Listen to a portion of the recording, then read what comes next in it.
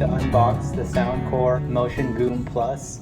I'm quite excited for this as I've been a big fan of Soundcore and the Motion Plus has been my favorite speaker. So to see that this is out, I'm beyond excited. So let's go ahead and unbox this. It's so huge that it's bigger than my table. I'm just gonna zoom out so I can show you.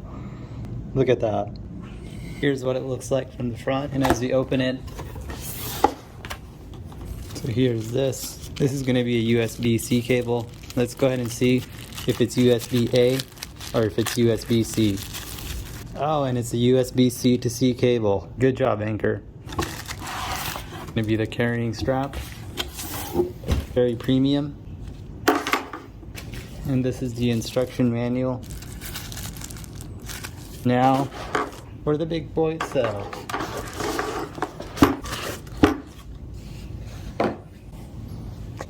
Here it is, folks. It's so big compared to the Motion Plus, and I love it. The handle, the case.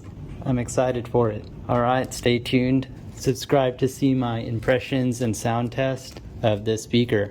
Take care.